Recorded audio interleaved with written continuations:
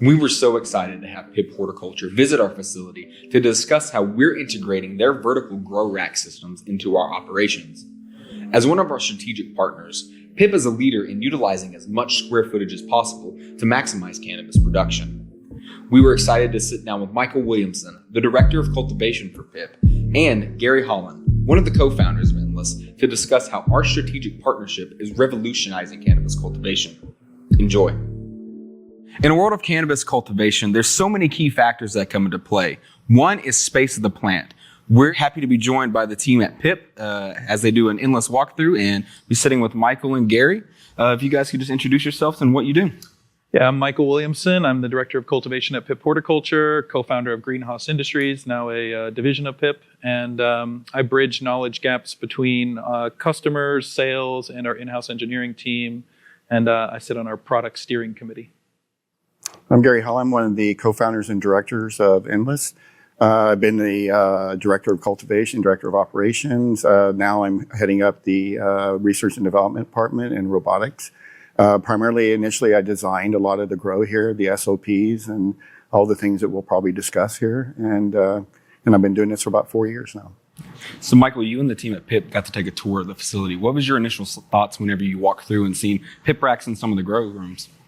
Yeah, I mean, I think one of the most important things, especially being a nursery and a tissue culture facility, is sanitation and cleanliness. So I think the first thing that you notice is just how clean and tidy and methodically thought out stuff is. You know, there isn't, sometimes you go in a facility and you can tell they went to like their first MJ BizCon and they basically got sold by everyone in the building and they have all this stuff all over the walls and all these different competing technologies that sometimes conflict with each other. And so it was nice to see a really well thought out and meticulous facility. Yeah, Gary, can you expand on that any? Yeah, actually, when we first started here, that was one of the things we wanted not to do, and that was to have a hodgepodge mess of different technologies. So we actually spent quite a bit of time researching and development of what worked, what didn't work. There's quality rack systems out there, but when you kind of look, they had a lot of things that we didn't care for, and they didn't have certain attributes that Pipp had. So overall, we found that Pipp had the highest quality, the best design, some of the best airflow. So they solve problems that you want. The elevate system, the airflow system, and the ease of use of that system, the trackless system and things like that. And that's why we ended up going with Pipp. There's such great systems in our grow rooms, and we have so many questions and so many things to get into. And one of the first ones is, what inspired Endless and Pipp to collaborate, and what are the strengths that both companies bring to align to advance modern horticulture? Okay, so from our perspective, what we bring is our base philosophy, and that is research, science, and so on. And so what we didn't want to do as a grow is what we saw in the industry was to build a multi-billion-dollar facility, buy all this really nice equipment, and not be able to grow, right? So we looked at what are the things that drive a good company in some respects. So we put processes in, as I mentioned during our walkthrough, we grow based on a manufacturing process. So we set up the facility that way, we design the teams that way, and then our rooms design and the equipment we put in there facilitate that. So that's what we looked at when we looked at Pipp, for example. Would it fit that model? And it does quite well, actually. So. How do you validate when you're looking at different equipment vendors? Like, what's your validation process look like? Well, so there's several factors that we looked at. One was quality, obviously. One is usability of it. And the other is solving some of the problems we would typically see. And so when we were looking at doing double-tiered systems, mom rooms and so on, is could we actually maintain those plants in an adequate method? Is the design of the rack systems such a way as they can get up and work on those? And did it have the proper, in that case, airflow systems and so on? There's always challenges when you're using multi-tiered systems, especially on mom rooms where you have large plants. Now, when you're looking at veg rooms like we do, RTF rooms, because they're much smaller plants, you don't have those oddities that you have to worry about. So there are still challenges, but overall, the design, workability, the workflow capabilities of these racks is what we use. Awesome. So this one is mainly for Gary. So from your perspective, what sets Pipp's vertical rack systems apart from other solutions in the industry, particular in cannabis cultivation? Well, overall, it's the overall design and usability of the rack. I mean, it was that simple. But so when we looked at other rack systems, we saw they had maybe certain features that we liked that Pipp may not have incorporated a certain way. But when you can't look at one feature and go, we're going to go with that solution because that one feature I like. It's got to be an overall feature that matches our grow methodology, matches the way we set up this grow and the high production concept. And overall, Pipp had the best system, the best quality design, we think, the trackless system where we can get in and clean the floors, for example, where there's not tripping hazards and things like that. And then the overall design where we could put a drain system in, a feed system in was also very helpful. And then, of course, the air system allowed us to get airflow, keep gases off the plants, and keep pests and things that you want to do. And then, of course, the elevate system. At the time, we didn't see anybody have that. And we've been to a grow that had 3-tiered rack systems that were on 12-foot ladders trying to grow. That is a dangerous proposition. So it's just the overall design and quality of that system that we chose. We've always tried to be kind of grower focused. Pipp Horticulture is a division of Pipp Mobile. Pipp Mobile's been in business for over 40 years and a market leader in high density mobile storage solutions, primarily on the retail side. And so, I think one of the things that we share is some level of humility where we said, okay, we're really good at this, but we're kind of weak in these other areas. And so just like you guys have pulled in a lot of different molecular biology, tissue culture, chemistry, and all these different science backgrounds to kind of make a powerhouse here at Endless. We have a similar philosophy at Pipp where we kind of acknowledge in the beginning what we're really good at. And we said, hey, we're kind of weak over here. And one of the reasons that Pipp purchased my original company was Greenhouse Industries, and we had patented some grow trays that fit into pallet racking, essentially. We were reaching a part with that company where the demand was too great for us to keep up. And we really needed to find a partner that could keep up. And, the way that the world works sometimes is things work out perfectly with timing. And Pipp was the perfect partner for our company at that time. And so they had the manufacturing know-how. A lot of people who jump into this space and say, I'm going to be a disruptor. If you're going to meet the needs of all these different customers, especially growers can be a little bit demanding on some of their needs sometimes. And so it was really critical that we had the infrastructure, not just from a manufacturing standpoint, but from a sales standpoint, a customer service standpoint. And then we're always trying to be better. We look at what we do as an ongoing kind of Kaizen process of continuous improvement. One of the blessings that we've had is we're in hundreds of grow facilities. And so we get to see firsthand through a wide variety of environments and strategies and techniques on how people do things. And you start to look at what's going really well for some people and what's not going really well. And we are just one component to that equation. But if there's times where there's something that we're offering as a solution that can be optimized, well, A, we want to hear about that. And B, we have a product steering committee that's dedicated to continuous improvement with our products. And so we're continuously learning from our ecosystem of partners, and we love the collaborative approach. I think another thing that we share between our two companies is this concept of, I don't want to call it free education, but some people feel like, they're learning stuff and they keep it to themselves. Like it's this, we talked about secret sauce earlier and some of this stuff, and it's really not our mentality. We want to share as much of our knowledge and experience on best practices and also poor practices so that other groups can be successful. We want to see every group have a phase 2 and a phase 3. The industry is still kind of adolescent and it needs, there's not enough good information being shared. So I think it's a common thread that we share is just that quest for education and that ability to share it with really not looking for anything in return, just hoping that it'll help elevate this industry. Absolutely. Gary, you preach this quite a bit too, of making sure we collaborate with people and not making sure we don't have that secret sauce and that we give that information to other growers because it's a community that we're building. Is there anything you can expand on that we do here at Endless that kind of aligns with what Michael just said? Well, yeah, I completely agree with that because from our perspective, our business model primarily we focus more on the grower side of things. We sell genetics, tissue culture clones, traditional clones, and ready-to-flower plant. From a business model perspective, that tells us that we need to make our customers happy. And if we can help our customers through education and all the things that we do here, that's why when we got our biologists and people like that here and we started collecting science data and all of our trend analysis, which led to optimization at every stage of that growth characteristic, right? And when we got the flower, which gave us the most notoriety, but it was actually a secondary thought of ours, right?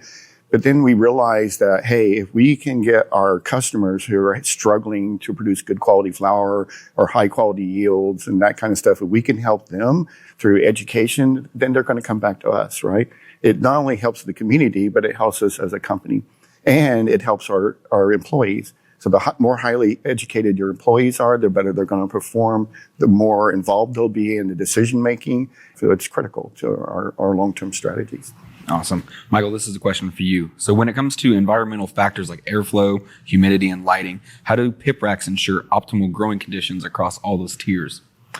Yeah, it's there's only so much control that we have, right, through the design process. Like I mentioned earlier, Pipp is one piece of the equation of a typical flower room, but we do the best that we can with giving information to people, and then we let them kind of make their own decisions because we're not really in control of that. But some examples are in terms of room layout. So Pipp will do as many room layouts as you would like, and sometimes you'd be surprised. We start working with a customer, and you're on like V18 of their redesign.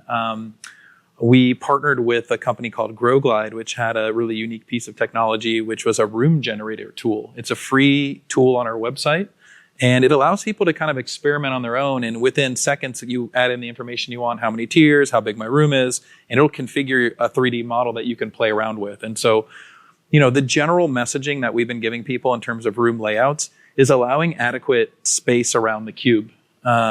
And so we think of the front mobile aisle in most cases, depending on how their HVAC is set up, as kind of like a mixing chamber. We also see that, there's this, for lack of better words, a sweet spot. Some people, sometimes we look at a design and we'll say internally, this is an investor-driven design, and this is a grower-driven design. And the difference typically is an investor-driven design, they basically try and cram as much possible square footage of rack, tray, bench, whatever, that they can possibly fit, because they go, well, if I can cram more in here, that's more money. Through our exercises and our experiences, actually having less canopy in the room and having more adequate space for airflow actually ends up, it could be the difference between I'm stuck at the 40 to 60 grams a square foot we talked about earlier, and hey, I'm over here at 80 to 100 grams plus. One of the things that we did the last couple of years, and we're still spending a lot of time and resources on this, is we look at airflow within the system as one of the biggest limiting factors. It seems like there's been a lot of attention towards lighting. There's so many lighting options out there. The lighting's become really advanced. Even the racking and the grow trays and all that stuff, we've seen a lot of that really get advanced. But how people move air through their canopy and at what velocities, it's all over the place. At Pipp, we used to have one grower, which was me originally, but now we have almost a half a dozen growers that are at the company. And if you talk to each one of us and you ask us our opinion, I say we're mostly aligned, but because some of us come from very different backgrounds, we have kind of more of a technical science approach.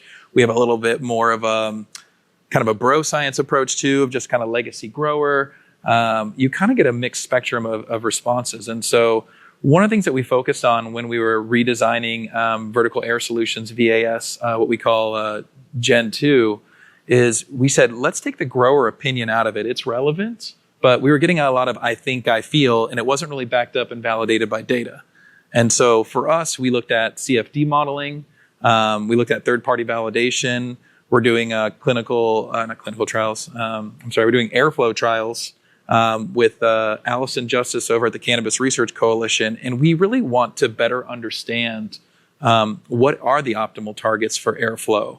And so previously, we had people saying, gosh, I wish I had a little bit more airflow. And hey, this is expensive. So as a company, we hear that time and time again, and we go, all right, this is an area that we need to address. And so with the VAS Gen 2, we were able to double the amount of airflow, and we're able to reduce the cost by roughly 30% or a little bit more in some cases.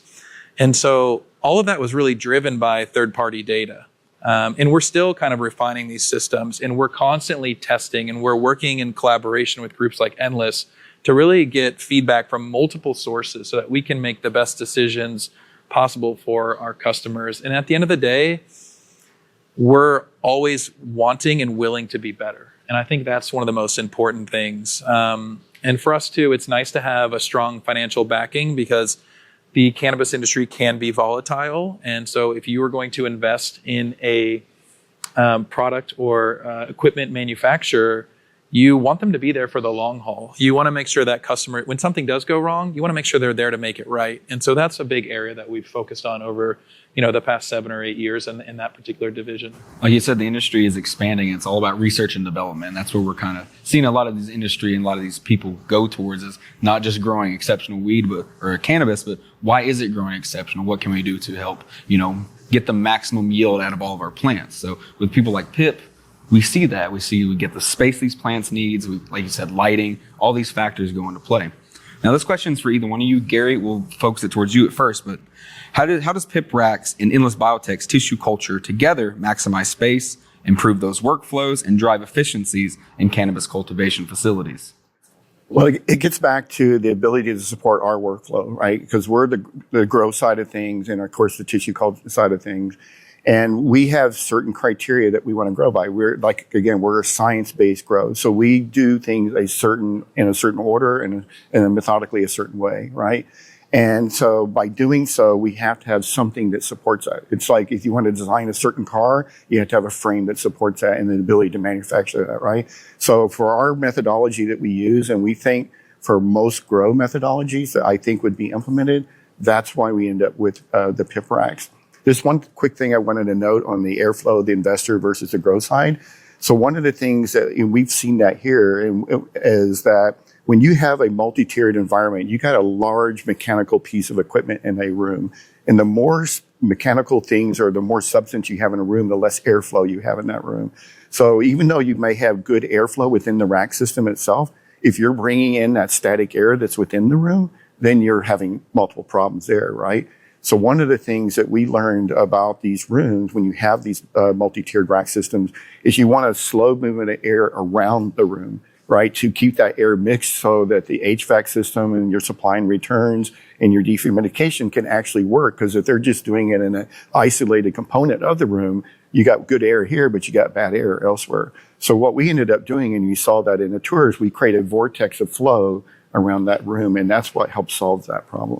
Well, and you see with most facilities that their issues usually start in the corners. Right. And a lot of it's due to stagnant air. Right, exactly. So stagnant air is critical. Good airflow is critical to any growing methodology used, or any room, whether it be flower room, veg room, tissue culture lab, and all that. It's critical to that good airflow, because if you have stagnant air pockets, you're going to have mold of some type. You're going to have bacteria of some type. So you got to get that air mixture throughout the whole thing. And so what Pipp's equipment allowed us to do was it was work that workflow.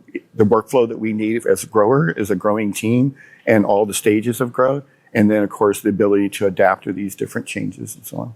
Awesome. Before we move forward, Michael, is there anything you need to ask Gary or would like to ask him? Oh, I could ask Gary a million questions. I could talk to Gary until next year. One of the things that I want to mention is, in terms of, how and why Pipp and Endless, especially with tissue culture specifically, because sanitation is such a big component. We have a Corad cap on top of our trays, so it's an antifungal, antibacterial component. Same thing, it's built into the paint that everything gets powder coated on. We've been selling internationally for 7 years. We worked a lot extensively in Canada in its early days. And, that was the first time that, they said, oh, well, does your product meet GMP?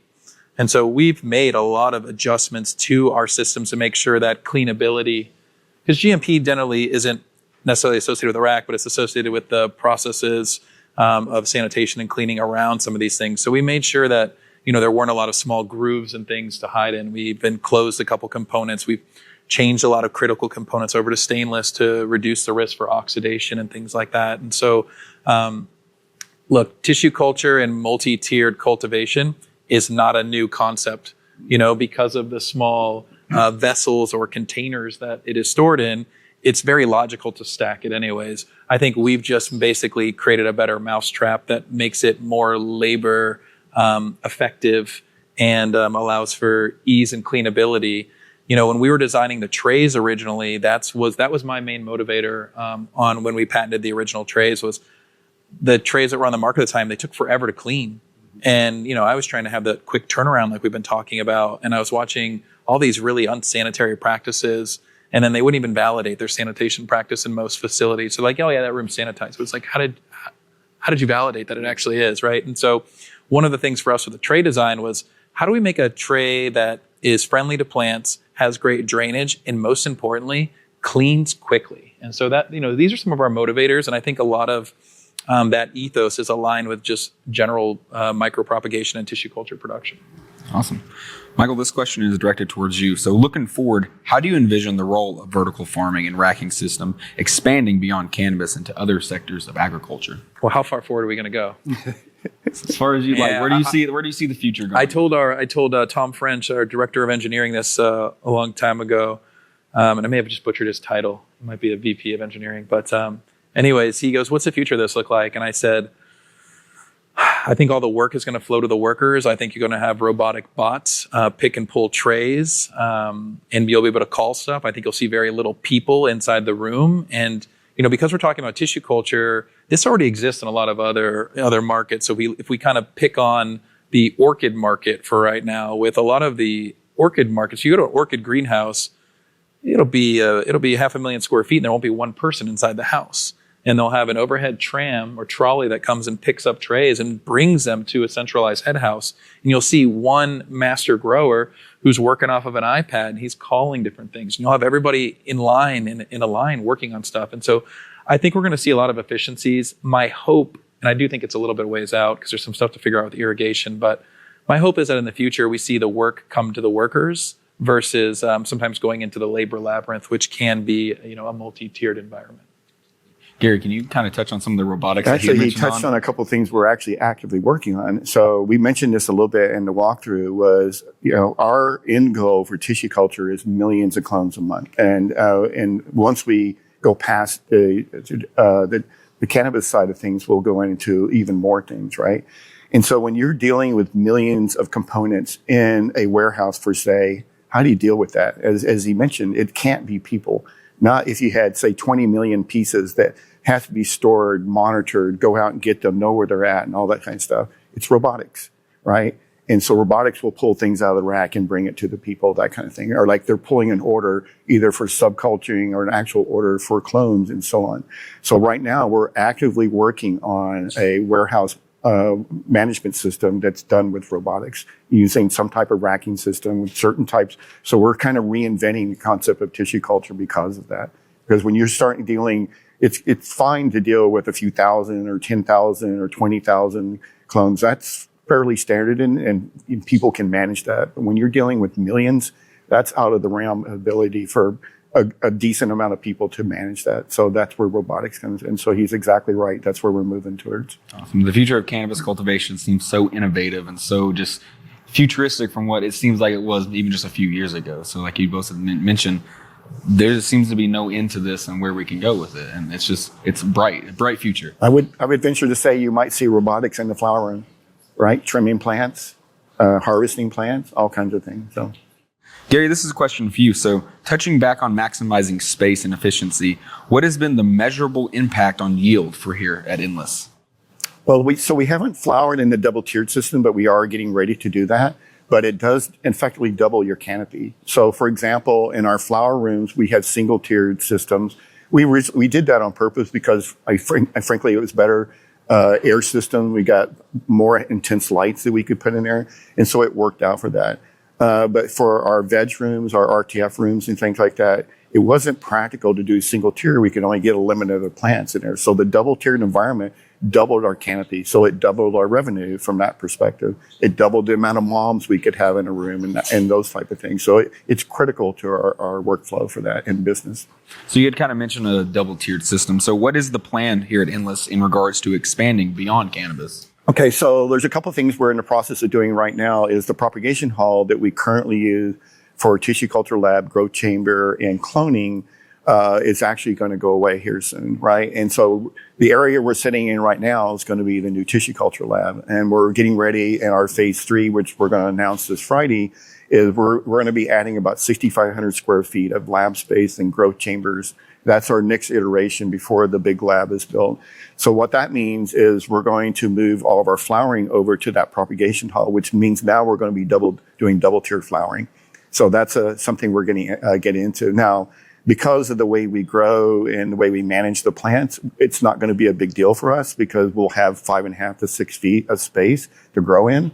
But if we were limited to say 4 feet, then we would probably have to change some of our grow methodology, right? But what we try to do here is to maintain a high production of flower and quality of flower in a 10-week schedule, and that would have to kind of change in that scenario. But what we're doing at Endless, that we're moving away from that perspective, is we're moving towards more of the genetic and tissue culture side. Tissue culture is one aspect of it. We're going into newer technologies like immersive bioreactors, but we're also going into things we didn't really discuss earlier, is manipulation of the genome of a plant. And so we'll be using CRISPR technology and other technologies to map the genome of a plant, the DNA of a plant. So one of the things we've found in the industry is that a lot of the strains that are out there, a good part of them are not what they say they are, right? I mean, probably on the scale of 40% or more. And so we need to map that, because when you're looking at a science-based grow where you're trying to optimize that growth through over time, that if you don't understand the genetics behind that, then you're not going to optimize that plant, right? You can't push a plant that is a northern hemisphere versus southern hemisphere indica versus, you can't push them the same way. They just don't grow the same way, right? There's certain characteristics of one type versus another. So in order to understand that, in order to know which plants you put in the room together that feed the same or grow well the same and so on, you have to understand the genetics behind it. And then, of course, the other aspect of that is, how do you enhance the plant itself? So part of tissue culture is the ability to reset the genetics of a plant back to its original state. That's the true goal of tissue culture. And then the secondary goal of that, from our perspective, is being able to multiply without having mom plants, right? So we have what we call mom stock in tissue culture. So that's one thing. But now that we've gotten to that point, now why don't we start improving the genetics themselves? And we can do that through maybe mold or bug resistant type things, which are common in breeding. But what we can also do is turn that gene on or off that may enhance that. But the other thing we want to do is enhance terpene or cannabinoid production, right? And then initially, our end goal in that perspective is designer strains. So if somebody came to us and said, I want a strain with these certain growth characteristics that produces this type of terpene profile, or whatever that concept is, we'll actually create it for you in the lab, versus trying to have them go through years of breeding and so on. So those are the type of things that we're going to. I think the genomic fingerprinting is so critical. It's like you said, the names almost don't mean anything anymore. Yeah, exactly. Because there's so much mislabeling. And, you know, look, if someone was sitting on some product and it wasn't moving under the, Blue Dream title, and then all of a sudden they say, okay, well, I'm just going to call this lemon cherry gelato, and wow, look, it's out the door. It's pretty understandable why these names have gotten all. Right, and we've seen that a few times, let's just say, sure. Right? Because of that. People, when they see a popular strain that's, say, in California, go, wow, this looks very close to it.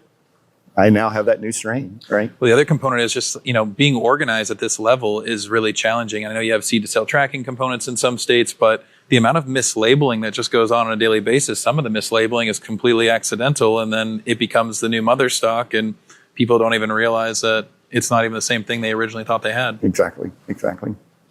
So we have one final question for you both. So how do Endless Biotech and Pipp Horticulture envision their partnership influencing the broader agricultural sector beyond cannabis, particularly in areas like vertical farming or automation?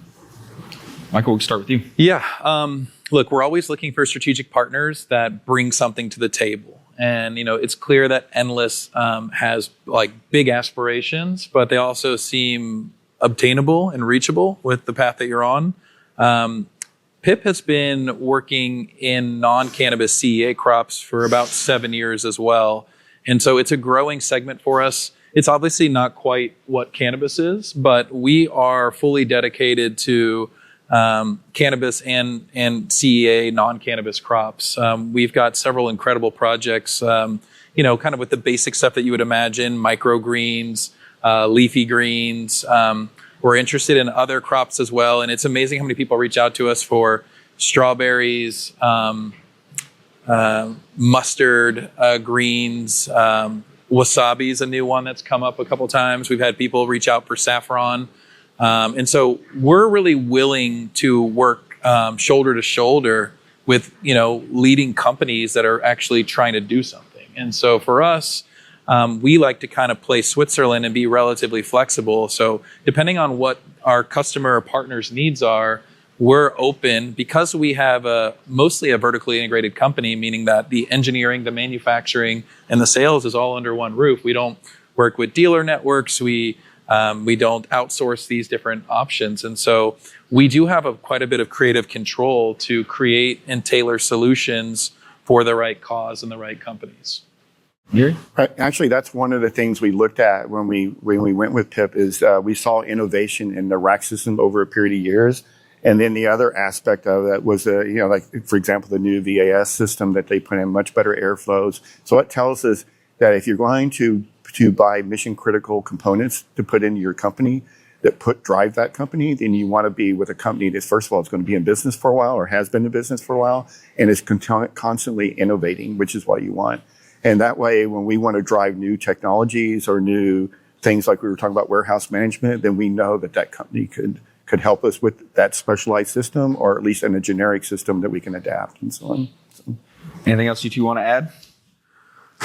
I mean, like I said, we could. To put it very bluntly, it is an endless conversation. The cannabis industry is an endless conversation. Yeah. And I think it's what draws in such strong connections with people and that general curiosity, because there's a lot of unknown factors. There's a lot of other industries where there hasn't been major breakthroughs in a long time.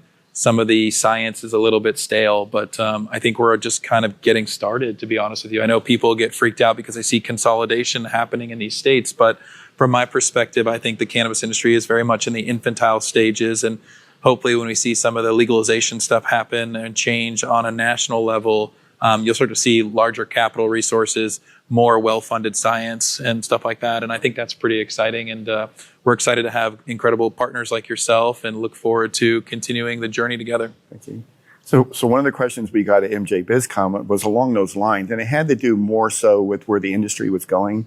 But you got to remember, people in cannabis industry are very passionate. So you're always going to have the passionate side of things, but you're also going to have the corporate side of things, right? Because it's still a business in the end. So you're going to see companies get larger that need better equipment. It's better equipment tailored to their needs, which I think Pipp can supply. And they're going to have those passionate people. They don't care about being large. They consider themselves a craft cannabis company, and they want to perfect that product. So you're going to have two sides of that scale, I think, in the sense in the long term. And I think that Pipp's technology and their innovation will supply both of those. Awesome. Gary, Michael, thank you both for sitting down and discussing how Endless and Pipp are kind of on the forefront of this cannabis kind of revolution that we have, and how our partnership together is really setting new standards for what we can do with cannabis. Thank you. Thank you for having us. Thank you.